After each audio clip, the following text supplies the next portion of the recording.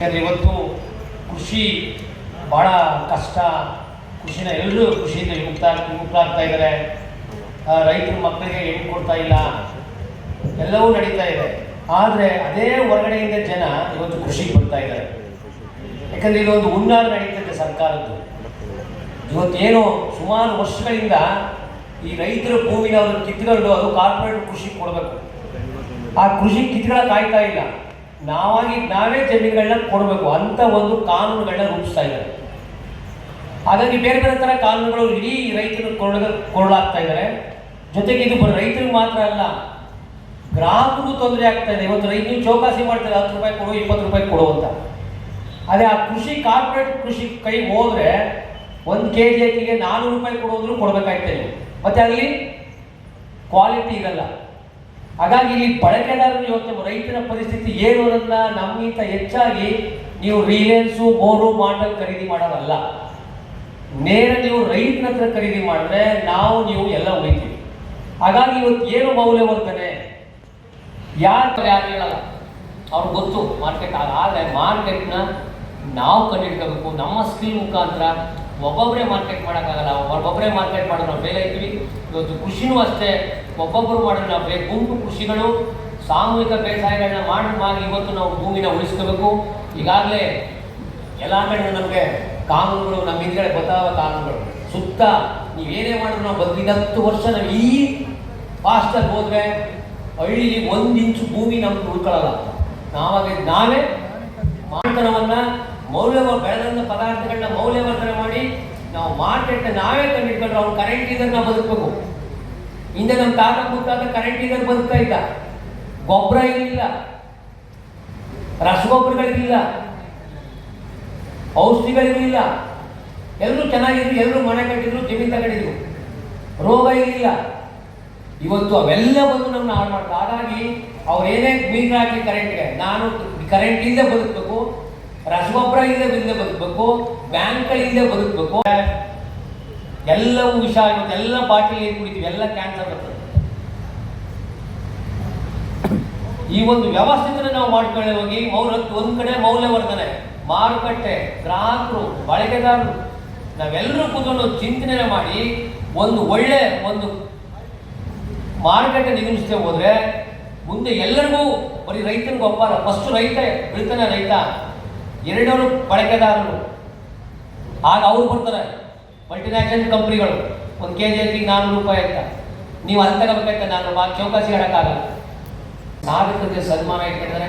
ಹಾಗಾಗಿ ನಾವೆಲ್ಲರೂ ಇವತ್ತು ರೈತನ ತಾವೆಲ್ಲ ಗೌರವಿಸಿ. ಯಾಕಂದರೆ ಒಂದು ಹೆಣ್ಣು ಕೊಡಲ್ಲ ಅನ್ನೋ ದೊಡ್ಡ ಸಮಸ್ಯೆ ಇದೆ. ಗಂಡು ಮಕ್ಕಳು ಅದೇ ಹೆಣ್ಣಿದ್ರೆ ಅವ್ರು ಹೆಣ್ಣು ಕೊಡಲ್ಲ. ಇದೇ ಪರಿಸ್ಥಿತಿಯಲ್ಲಿ ಹೇಳಿ, ಗಂಡು ಹೆಣ್ಣು ಇಬ್ಬರು ಇದ್ದಾರೆ, ಆದರೆ ಹೆಣ್ಣು ರೈತನಿಗೆ ಕೊಡಲ್ಲ, ತನ್ನ ಮಗನಿಗೆ ಗಂಡು ಹೆಣ್ಣು ಬೇಕು ಅಂತ ಇದ್ದಾರೆ. ಇದು ದೊಡ್ಡ ಸಮಸ್ಯೆ ಆಗಿದೆ. ರೈತ ಯಾವುದೂ ಕಮ್ಮಿ ಇಲ್ಲ. ಅವನು 1 ಎಕರೆ ಕುಬೇರ್ನ ಬದುಕ್ಬೋದು ಮತ್ತು ಒಳ್ಳೆ ವಾತಾವರಣದಲ್ಲಿ ಬದುಕ್ಬೋದು. ಹಾಗಾಗಿ ರೈತ 2ನೇ ಭಗವಂತ. ಭಗವಂತ ಸೃಷ್ಟಿ ಮಾಡ್ತಾನೆ, ಅವನಿಗೆ ಇಡೀ ಆಹಾರವನ್ನು ಸಪ್ಲೈ ಮಾಡ್ತಾ ಇದ್ದೀವಿ. ಗಂಟೆಗೆ 2 ರೈತರು ಆತ್ಮಹತ್ಯೆ ಮಾಡ್ಕೊತಾ ಇದ್ದಾರೆ. ಅದ್ರ ಬಗ್ಗೆ ಯಾವುದೇ ಸರ್ಕಾರಗಳು ಯೋಚನೆ ಮಾಡ್ತಾ ಇಲ್ಲ. ನಮ್ಮಿಂದ ತಗೊಳ್ಳೋಂಥವ್ರು ಎಲ್ಲರೂ ಉದ್ಧಾರ ಆಗ್ತಾ ಇದ್ದಾರೆ. ಹಾಗಾಗಿ ನಾವು ಎಲ್ಲಿ ಯೋಚನೆ ಮಾಡಬೇಕು? ನಂಜುಂಡಸ್ವಾಮಿಯವರು ಅವತ್ತೇ ನಮ್ಮದು ಅಂತ ಒಂದು ಮಾಡಿದ್ರು. ಅವರು ನಾವೇ ವ್ಯಾಪಾರ, ನಾವೇ ಮಾರಾಟ ಮಾಡಬೇಕು, ನೇರ ಗ್ರಾಹಕರು ಕೊಡಬೇಕು ಅಂತ. ಅದು ಇವತ್ತು ಆ ಕೆಲಸನ ನಾವು ಮಾಡದೆ ಹೋದರೆ, ಯಾಕಂದರೆ ಸರ್ಕಾರ 70 ವರ್ಷದಿಂದ ಆಗ್ತಾ ಇತ್ತು, ಬೀಜದಿಂದ ಹಿಡಿದು ಎಲ್ಲವೂ ನಮ್ಮ ಮನೆಗಳಲ್ಲೇ ಆಗ್ತಾ ಇತ್ತು.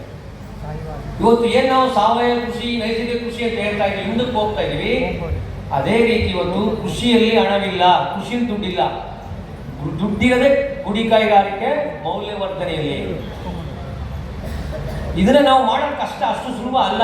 ಈಗ ಹಿಂದ್ಗಡೆ ಹೇಳ್ಬಿಟ್ಟು ಅಷ್ಟು ಸುಲಭ ಅಲ್ಲ. ರೈತ ಬೆಳೆದು 3 ತಿಂಗಳು ರಾಗಿ ಬೆಳಿತೀವಿ. ಒಂದು ದಿನಕ್ಕೆ ಹಪ್ಪಳ ಮಾಡ್ಬೋದು, ಚಟ್ನಿ ಮಾಡ್ಬೋದು, ಮಾಲ್ಟ್ ಮಾಡ್ಬೋದು. ಇನ್ನು ದುಡ್ಡನ್ನು ನಾವು ಮೌಲ್ಯವರ್ಧನೆ ಮಾಡಿ ಮಾರಾಟ ಮಾಡ್ಬೋದು. ಈ ಒಂದು ಕಾನ್ಸೆಪ್ಟಲ್ಲಿ ಚಾಮರಾಜನಗರದಲ್ಲಿ ಆ ಒಂದು ಕೆಲಸ ಮಾಡ್ತೀವಿ. ಒಂದು ಊರಿಗೆ 5 ಜನನ ನಾವು ತಗೊಂಡು ಬರೀ 20 ಗುಂಟೆ ವ್ಯವಸಾಯನ ನಾವು ಮಾಡಿಸಿ ಮಾರ್ಕೆಟ್, ಅವೆಲ್ಲ ಜವಾಬ್ದಾರಿ ನಮ್ಮದು. ಆ 20 ಗುಂಟಲ್ಲಿ ಏನು ಬೆಳಿತೀರಾ, 10 ಗುಂಟೆ ನೀವು ಇಟ್ಕೊಳ್ಳಿ, 10 ಗುಂಟೆ ನಮಗೆ ಕೊಡಿ. ನೀವೇನು ಕನಿಷ್ಠ ಮಾರ್ಕೆಟಲ್ಲಿ 2 ರೂಪಾಯಿ 3 ರೂಪಾಯಿ ಬಂದರು ನಾವು ನಿಮಗೆ 40 ರಿಂದ 50 ರೂಪಾಯಿ ಕೊಡೋದು ನಾವು ರೆಡಿ. ಅದು ಸಿದ್ಧ. ನೀವೇನೇ ಮಾಡಿ, ನೀವು 20 ಗುಂಟಲ್ಲಿ ಮಾಡಿದ್ರೆ ನಮ್ಮ ಕಾಂಟ್ಯಾಕ್ಟ್ ತಗೊಳ್ಳಿ, ನಾವು ಮಾರುಕಟ್ಟೆ ಮಾಡ್ತೀವಿ, ನಿಮ್ಗೆ ಒಳ್ಳೆ ಬೆಲೆ ಕೊಡ್ತೀವಿ ರೈತನಿಗೆ. ಒಂದು ಒಳ್ಳೆಯ ವಿಷಮುಕ್ತ ಸಮಾಜ, ವಿಷಮುಕ್ತ ಮಣ್ಣು, ವಿಷಮುಕ್ತ ಆಹಾರ ಕೊಡಬೇಕು, ನಮ್ಮ ಗುರಿ ಇರಬೇಕು. ಹಾಗಾಗಿ ದುಡ್ಡಿರೋದು ಖುಷಿಲಲ್ಲ, ಮೌಲ್ಯವರ್ಧನೆ ಮತ್ತು ಗುಡಿಗಾರಿಕೆಯಲ್ಲಿ ಆ ಒಂದು ರಫ್ತು ಗಿಫ್ಟು ಎಲ್ಲ ನೆಕ್ಸ್ಟ್ ಸ್ವಾದ ನೋಡಿ. ರಾಗಿ ಲಡ್ಡು 500 ರೂಪಾಯಿ, 600 ರೂಪಾಯಿ, 1000 ರೂಪಾಯಿ ಇದೆ. ನೀವು ರಾಗಿನ 30 ರೂಪಾಯಿ ಕೊಡ್ತಾ ಇದ್ದೀವಿ. ರಾಗಿ ಹಿಟ್ಟು 70 ರೂಪಾಯಿ, 80 ರೂಪಾಯಿ ಇದೆ. ನಾವು 30 ರೂಪಾಯಿ ಕೊಡ್ತಾ ಇದ್ದೀವಿ. ಎಲ್ಲಿ ನಾವು ಉದ್ಧಾರ ಆಗ್ತದೆ ರೈತ? ಹಾಗಾಗಿ ನಾವು ಅಷ್ಟು ಸುಲಭ ಅಲ್ಲ. ಮಾರ್ಕೆಟ್ ಅನ್ನೋದು ಭಾರಿ ಕಷ್ಟ. ಅದೆಲ್ಲ ಇಲ್ಲಿ ಹೋಗ್ತಾರೆ, ದುಡ್ಡು ಕೊಡ್ತಾರೆ ನಿಮಗೆ FMC 70% ಸಾಲ ತಗೊಳ್ಳಿ. ಆದರೆ ಮಾರ್ಕೆಟ್ ಅವ್ರಿಗೆ ಗೊತ್ತಿಲ್ಲ. ಅವತ್ತು ಹಿಂಗೆ ಹೇಳಿದ್ರು, ಏನು 69 ಹಸಿರು ಕ್ರಾಂತಿ ಆಗಲು ನೀವು 100 ಗ್ರಾಮ್ ಅರಿಶಿನ ಪುಡಿ ಬೇಕಾದ್ರೆ ಇವತ್ತು 50 ರೂಪಾಯಿ ಇದೆ. ಒಂದು ಕ್ವಿಂಟಲ್ಗೆ 50,000 ಆಯಿತು. ನಾನೀಗ 10,000 ರೂಪಾಯಿ ಮಾಡ್ತಾ ಇದ್ದೆ, 40,000 ಹೋಗ್ತಾ ಇದೆ. ಇನ್ನೂ ಚೆನ್ನಾಗಿ ಮಾಡ್ಬೋದು, ಇನ್ನೂ ವ್ಯಾಲ್ಯೂಯೇಟೆಡ್ ಮಾಡಿ 1,000 ರೂಪಾಯಿ ಮಾಡೋ ಅರಿಶಿನ ಪುಡಿ ಇದೆ. ನಾವೇ 400 ರೂಪಾಯಿ ಅರಿಶಿನ ಪುಡಿ ತಗೋತಾ ಇದ್ದೀವಿ. ನಮ್ಮದು ಕಂಪ್ನಿಯವರು ಒಂದು ಕ್ವಿಂಟಲ್ 40,000, 5 ಕ್ವಿಂಟಲ್ ಅರಿಶಿನ ಬೆಳೆಯೋ. ಯಾಕೆ ನಾವು 40 ಕ್ವಿಂಟಲ್ ಅರಿಶಿನ ಬೆಳಿಬೇಕು? ಮತ್ತು 1 ಎಕರೆಯಲ್ಲಿ ನಾನಾ ಥರ ಬೆಳೆಗಳನ್ನ ಬೆಳಿಬೇಕು. ಯಾವುದು ಏಕ ಬೆಳೆ ಬರೀ ಗಂಡಸರೇ ಕುತ್ಕೊಂಡ್ರೆ ಅರ್ಧ, ಹೆಂಗಸರು, ಮಕ್ಕಳು, ತಂದೆ ತಾಯಿ ಎಲ್ಲ ಬೇಡವಾ ಒಂದು ಮನೆಯಲ್ಲಿ? ಆ ಥರ ವೈವಿಧ್ಯತೆ ಇವತ್ತು ಕಳ್ಕೊಂಡಿದ್ದೀವಿ. ಹಾಗೆ ರೈತರು ನಾವು ಬೆಳೆದಂಥ ಪದಾರ್ಥಗಳನ್ನ ಫಸ್ಟು ನಾವು ತಿಂದು ಸಣ್ಣ ಪ್ರಮಾಣದಲ್ಲಿ ಮೌಲ್ಯವರ್ಧನೆ ಮಾಡಿ ಒಂದಷ್ಟು ಮಾರುಕಟ್ಟೆನ ಸೃಷ್ಟಿ ಮಾಡಬೇಕು. ಇವತ್ತೆಲ್ಲರೂ ಆಕಾರ ಇದೆ, ಕೊಡಿ ಒಳ್ಳೇದು ಕೊಡಿ ಒಳ್ಳೇದು ಕೊಡಿ ಸಿಟಿಗೆ. ಅಂದರೆ ನಾವು ಬೆಂಗಳೂರು ಮೈಸೂರು ಕೊಡ್ತಾ ಇದ್ವಿ, ನಮ್ಮೂರಲ್ಲಿ ತಿಂತ ಇಲ್ಲ. ನಾವು ಹಾಲು ಡೈರಿಗೆ ಹಾಕ್ಬಿಟ್ಟು ಹಾಲಿನ ತಪ್ಪದ ನೀರು ಹಾಕ್ಬಿಟ್ಟು ಕುಡಿತಾ ಇದ್ದೀವಿ. ನಾವ್ಯಾರು ಹಾಲು ಕುಡಿತಾ ಇಲ್ಲ. ಒಳ್ಳೆದೆಲ್ಲ ಸಿಟಿ ನಾವು ಹಳ್ಳಿ ಉದ್ಧಾರ ಫಸ್ಟ್. ಹಳ್ಳಿ ಹದಗೆಡ್ತಾರ ಆರೋಗ್ಯನ ಕಾಪಾಡ್ಕೋಬೇಕಾದ್ರೆ ಕೃಷಿಯೇ ಮೂಲ.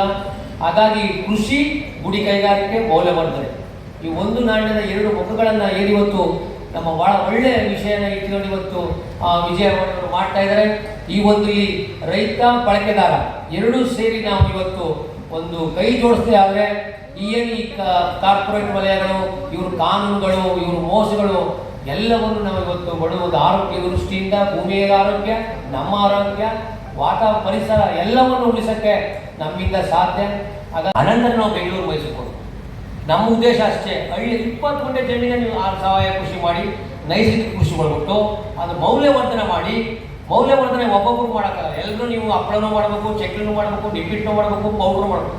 ನಮ್ಮದೇ ಆದ ಬಯಲಿಯಾದ ಒಂದು ಗುಂಪುಗಳನ್ನ ಮಾಡಿ, ಸಣ್ಣ ಸಣ್ಣ ಗುಂಪುಗಳನ್ನ ಮಾಡಿ, ಆ ವ್ಯವಸ್ಥೆನ ಒಂದೊಂದು ಗುಂಪನ್ನ ಮಾಡಿ, ಇಲ್ಲ 10 ಒಂದು ಗುಂಪನ್ನ ಮಾಡಿ, ಅಲ್ಲಿಂದ ತಗೊಂಡು ನಾವು ಏನು KMF 1 ಗಂಟೆಗೆ ಅದು 6 ರೂಪಾಯಿ ಆಗುತ್ತೆ ಅಂತಂದೇ ನಾವು ಮಾರ್ಕೆಟ್ ಮಾಡಿದಾಗ ಯಾಕೆ ಈ ವ್ಯವಸ್ಥೆನ ಮಾಡೋಕ್ಕಾಗಲ್ಲ? ಯಾರು ಭಕ್ತ ಕುಟುಂಬದಲ್ಲಿದ್ದು ಇವತ್ತು ಏಕ ಬೆಳೆ ಬಂದ್ಬಿಟ್ಟಿದ್ವಿ, ನಾವು ಏಕ ಬೆಳೆ ಆಗ್ಬಿಟ್ಟಿದ್ವಿ. ಗಂಡ ಹೆಂಡ್ತಿ, ಗಂಡನು ಹೆಂಡ್ತಿ ಇಲ್ಲ, ಇಬ್ಬರು ಒಬ್ಬೊಬ್ಬರೇ ಗಂಡ. ಮಕ್ಕಳಾಗ್ತಾ ಇಲ್ಲ ಮುಂದಕ್ಕೆ, ನಿಮ್ಗೆ ಮಕ್ಕಳಾಗಲ್ಲ. ಯಾರು 2015 ಈಚೆ ಹುಟ್ಟಿರೋ ಒಬ್ಬ ಮನುಷ್ಯ ಯಾರಿಗೂ ಮಕ್ಕಳಾಗಲ್ಲ ಮುಂದಕ್ಕೆ. ಏನು ಮಾಡೋದು? ದುಡ್ಡವೆ. 10 ಜನಕ್ಕೊಬ್ರು ಕ್ಯಾನ್ಸರ್ ಬರ್ತಾವೆ. ಇಡೀ ದೇಶ ಕ್ಯಾಪಿಟಲ್ ಆಗಿದೆ ನಮ್ಮ ದೇಶ, ಇಡೀ ವರ್ಲ್ಡಲ್ಲಿ. ಏನು ಮಾಡೋದು? ದುಡ್ಡು ಮಾಡಿಕೊಂಡು ಭೂಮಿ 0.2 ಇಂದ 0.3 ಇದೆ ಸಾವಯವ ಇಂಗಾಲ. ಇನ್ನು ಕೇವಲ 30 ವರ್ಷ ಹೋದ್ರೆ ಭೂಮಿಗೆ ಕೊಡಲೇಬೇಕು, ಎತ್ಕೊಳ್ಳೋದಾಗ್ತದೆ. ಈ ಒಂದು ವ್ಯವಸ್ಥೆ ಕೆಟ್ಟಗಿದೆ, ವ್ಯವಸ್ಥೆ ಅವ್ರು ಮಾಡ್ಕೊಡಲ್ಲ. ಆದರೆ ನಾವು ಆಗಲ್ಲ ಅಂತ ಕೂತ್ಕೊಳ್ಳೋಕ್ಕೂ ಆಗಲ್ಲ. ನಾವು ಅದರ ಸಂಘಟನೆಗಳು, ಇಂಥ ಮಾಧ್ಯಮ ಮಿತ್ರರು ಮಾಡ್ತಾ ಇದ್ದೀವಿ. ಜೊತೆಗೆ ನಾವು ಸೇರಿ ಇವತ್ತು ಎಲ್ಲ ಗ್ರಾಹಕರಿಗೂ ಒಳ್ಳೆ ಪ್ರಾಡಕ್ಟ್ ಬೇಕು, ನಂಬಿಕೆ ಬೇಕು. ಅವ್ರಿಗೆ ಗ್ರಾಹಕರು ಕಾಯ್ತಾ ಇದ್ದಾರೆ, ನಾವು ರೆಡಿ ಆಗಬೇಕು, ಒಂದು ರೈತ ರೆಡಿ ಆಗಬೇಕು. ಇವತ್ತು ಗರಿಕೆ ನೀವು ಕೇಳಿ, ಆರ್ಗ್ಯಾನಿಕ್ ಮಾರ್ಕೆಟಲ್ಲಿ ಹೋಗಿ ಗರಿಕೆ ಕೊಡಿ, 1 kg 1,500 ರೂಪಾಯಿ ಇದೆ. ಯಾಕಪ್ಪ ನಮಗೆ ಇದು ನಮ್ಮಲ್ಲೂ ಸಮಸ್ಯೆಗಳಿವೆ.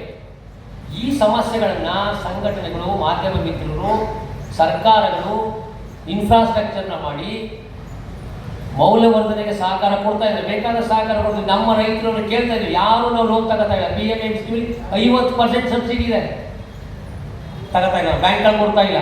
ಅವರೊಂದು ಕಾನೂನುಗಳನ್ನ ಹಾಕ್ತಾರೆ. ಒಂದು ಬೆಳೆಲಿ 10 ಥರ ಬೆಳೆದಿದ್ದು 10 ಜನ ಎಲ್ಲ ಚೆನ್ನಾಗಿದ್ದು ಸೊಸಾಗಿ ರೈತರ ಮಕ್ಕಳಿಗೆ ಹೆಣ್ಣು ಕೊಡಿ, ಯಾವುದೇ ಇಲ್ಲೂ ಅವ್ನು ಕಡಿಮೆ ಇಲ್ಲ. ಅಂದರೆ ಏನಂದ್ರೆ ನಮ್ಮಲ್ಲಿ ಕರೆಕ್ಟ್ ಟೈಮಲ್ಲಿ ನಾವು ಕೆಲಸ ಮಾಡಲ್ಲ, ಒಂದು ಪ್ಲ್ಯಾನ್ ಹಾಕೊಳ್ಳಲ್ಲ. ಆ ಪ್ಲ್ಯಾನಲ್ಲಿ ನಾವು ಮೋಸ ಹೋಗ್ತಾ ಇದ್ವಿ.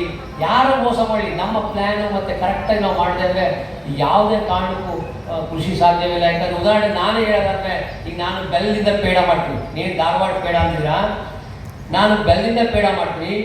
1 ಲೀಟ್ರ್ ನಮ್ಮ ದೇಹನ ಟೆಸ್ಟ್ ಮಾಡಿದಾಗ HB ಅಂತ ಟೆಸ್ಟ್ ಮಾಡ್ತಾರೆ. 14% ಇರಬೇಕು ಗಂಡಸರಿಗೆ, ಹೆಂಗಸರಿಗೆ 13% ಇರಬೇಕು. ಅದು 2-3 ಹೋಗಿ ಎಲ್ಲಿರ್ತೀವಿ? ಎಲ್ಲಿ ಮಲಗಿರ್ತೀವಿ? ICUದಲ್ಲಿ ಮಲಗಿರ್ತೀವಿ. ಆ ಥರ ಕಂಡೀಷನ್ ಇದೆ ಭೂಮಿ. ICU ಕಂಡೀಷನ್ ಇದೆ. 2000 ಅಡಿಗೆ ನೀರಿಲ್ಲ, ಬಿಸಿಲು. ಇವೆಲ್ಲವೂ ನಾವು ರೈತರು ಮತ್ತೆ ನಾವೆಲ್ಲರೂ ಈಗ ಬಳಕೆದಾರರು ಬೇಕು. ನಾನು ಆಗ ನಾನು ಭೂಮಿನ ಯಾವ ಥರ ಕನ್ವರ್ಟ್ ಮಾಡ್ಕೋಬೇಕು, ಇವೆಲ್ಲವನ್ನು ನಾವು ಮುಂದೆ ಯೋಚನೆ ಮಾಡಕ್ಕೆ ಹೋದ್ರೆ ಇವೆಲ್ಲ ನಮ್ಮ ಮುಂದೆ ದೊಡ್ಡ ಸವಾಲುಗಳಿವೆ. ಹಾಗಾಗಿ ಒಂದೇ ದಿನದಲ್ಲಿ ನಾವು ಹಿಂದಕ್ಕೆ ಹೋಗೋದಲ್ಲ, ಹಂತವಾಗಿ ನಾವು ಅರ್ಧ ಎಕರೆಯಿಂದ ನಾವೆಲ್ಲ ಹಿಂದಕ್ಕೆ ಹೋಗಿ ಅಲ್ಲೇ ತುಟ್ಟಿರೋದು. ಮತ್ತು ಆ ಒಂದು ಕೃಷಿಗೆ ಭೂಮಿ ಫಲವತ್ತತೆ ಏನು ಮಳೆ ಈ ಏನು ಕ್ಲೈಮೇಟ್ ಇಲ್ಲ ಆಗ್ತಾ ಇದೆ, ಇವೆಲ್ಲವೂ ಕಡಿಮೆ ಆಗ್ತವೆ. ಇಂದಿನ ಗ್ರಾಮ ಸ್ವರಾಜ್ಯವನ್ನು ನಾವು ಮಾಡಬೇಕಾಗಿದೆ. ಇಂದಿನ ಏನು ನಮ್ಮ ತಾತ ಮುತ್ತಾತ ಇದ್ದಾಗ ಎಕರೆ ಗಟ್ಟಲೆ ಬರೀ ಎಲ್ಲವನ್ನೂ ಅಷ್ಟೇ ಹಾಕು, ಎಲ್ಲನೂ ಬಾಳೆನೇ ಹಾಕು ಅಂದರೆ ಮಾರ್ಕೆಟ್ ಮಾಡೋಕ್ಕಾಗಲ್ಲ. ಹಾಗಾಗಿ ನಾವು ಇವತ್ತು ಕನಿಷ್ಠ ನಾವು ಬೇರೆಯವರಿಗೆ ನಮ್ಮ ಮನೆಗೆ ನಾವು ತಿನ್ನೋಂಥ ಆಹಾರ ನಾವು ಬೆಳೆತಾ ಇಲ್ಲ. ಸೊಪ್ಪುಗಳನ್ನ ಬೆಳೆದ 1 ಗುಂಟೆ ಸಾಕು ತರಕಾರಿ ಬೆಳೆಯೋಕ್ಕೆ. 1 ಗುಂಟೆಯಲ್ಲಿ ವರ್ಷ ಪೂರ್ತಿ ತರಕಾರಿ ಬೆಳಿಬೋದು. ನಮ್ಗೆ ಇಷ್ಟ ಇಲ್ಲ, ನಾವು ಹೊರಗಡೆ ನಮ್ಮ ಪಕ್ಕದ ಮನೆ ಟೊಮೊಟೊ ಬೆಳೆದ್ರೆ ಅದು ಮೈಸೂರಿಗೆ ಹೋಗಿ ಪುನಃ ನಮ್ಮೂರಿಗೆ ಬರ್ಬೇಕು. ನಾವು ಬೀಟ್ರೂಟ್ ಬೆಳೆದ್ರೆ ಮೈಸೂರಿಗೆ ಹೋಗಿ ಪುನಃ ಬೀಟ್ರೂಟ್ ಬಂದರೆ ತಗೊಳ್ಳಿ ಅಂತ ಅವ್ರು ಮಾಡಲ್ಲ. ಮಾಡಿದಾಗ ನಾವು ಬದುಕನ್ನು ಕಟ್ಕೋಬೇಕು. ನಮ್ಮ ಬದುಕು ನಮ್ಮ ಕೈಲಿದೆ. ಹಾಗಾಗಿ ನಾವು ಇವತ್ತು ಮೌಲ್ಯವರ್ಧನೆಗಳನ್ನ ಮಾಡಿ ನಾವು ಮಾರ್ಕೆಟ್ಗೆ ಕಳಿಸ್ಬೇಕು. ನಮ್ದು ಯಾರು ಮಾರ್ಕೆಟ್ಗಳಿದೆ. ಇವತ್ತು ರೈತ ಸಂತೆಗಳು ಮಾಡ್ತಾ ಇದ್ದೀವಿ. ಮೈಸೂರಲ್ಲಿ ಸುಮಾರು ರೈತ ಸಂತೆಗಳಿವೆ, ಬೆಂಗಳೂರಲ್ಲಿದೆ, ಬೇರೆ ಬೇರೆ ಕಡೆ ಇದೆ ಮಾರ್ಕೆಟ್ಗಳು. ಆ ಮಾರ್ಕೆಟ್ಗೆ ನಾವೆಲ್ಲರೂ ಒಂದಾಗಿ ನಮ್ಮದು ನಿಮ್ಮ ಕಾಂಟ್ಯಾಕ್ಟ್ ಆದಾಗ ರೈತ ಪ್ರತಿ ನೀವೇನು ನೀವು ಗೊಬ್ಬರ ನಾವು 20 ಗುಂಟೆಯಲ್ಲಿ ನೀವು 25 ತರಕಾರಿನ ಕೃಷಿ ಪಂಪ್ ಸೆಟ್ಗೆ 2 ರಿಂದ 3 ಲಕ್ಷ ರೂಪಾಯಿ ಆಗಿರ್ತಾನೆ ರೈತ. ಇಡೀ ಕರ್ನಾಟಕದಲ್ಲಿ ಎಷ್ಟು ಪಂಪ್ ಸೆಟ್ಗಳಿದಾವೋ, ಎಷ್ಟು ಎತ್ತುಗಳಿದಾವೋ, ಎಷ್ಟು ಟ್ರ್ಯಾಕ್ಟರ್ಗಳಿದಾವೋ, ಎಷ್ಟು ಹಗ್ಗಳಿದಾವೋ, ಎಷ್ಟು ಬಾರ್ಗಾಡಿಗಳಿದಾವೋ. ಈ ಬಂಡವಾಳನ ಯಾವುದೇ ಆರ್ಥಿಕ ತಜ್ಞರಿಂದ ಬಂಡವಾಳ ಅಂತ ಹೇಳಲ್ಲ. ಹಾಗಾಗಿ ರೈತ ಭಾಳ ಬಂಡವಾಳ ಆಗ್ತದೆ ದೇಶದ ಮೇಲೆ. ಇದೆಲ್ಲ ಮಾಡಿರೋ ನನಗೆ ಮಾರ್ಕೆಟ್ ಮಾಡೋದು ಜೊತೆಗೆ ನಾವೇ ಬಳಕೆದಾರರು. ನಾನು ರಾಗಿ ಬೆಳೆತೀನಿ, ಇವತ್ತು ಒಬ್ಬೊಬ್ರು ಎಲ್ಲರೂ ಇವತ್ತು ಒಬ್ಬೊಬ್ಬರೇ ಮಕ್ಕಳು ಎಲ್ಲರೂ ಹೋಗ್ತಾವ್ರೆ. ಇವತ್ತು ಕೃಷಿಗೆ ದೊಡ್ಡ ಸವಾಲಾಗಿರೋದು ಕಾರ್ಮಿಕರ ಕೊರತೆ. ನಾವೆಲ್ಲ ನಮ್ಮ ಮಕ್ಕಳನ್ನ ಶಾಲೆಗೆ ಕಳಿಸ್ಬಿಟ್ಟು ಕಾರ್ಮಿಕರು ಎಲ್ಲಿ ಬರ್ತಾರೆ, ಎಲ್ಲಿ ಕೇಳೋದು ಕಾರ್ಮಿಕರನ್ನ. ಹಾಗಾಗಿ ಇವತ್ತು ನಾವು ಕೃಷಿ ಉಳಿಬೇಕಾದ್ರೆ ಒಂದು ಗುಂಪು ಬೇಸಾಯವನ್ನು ನಾವು ಮಾಡಿ ಎಲ್ಲರೂ ಮಾರ್ಕೆಟ್ ಮಾಡಿ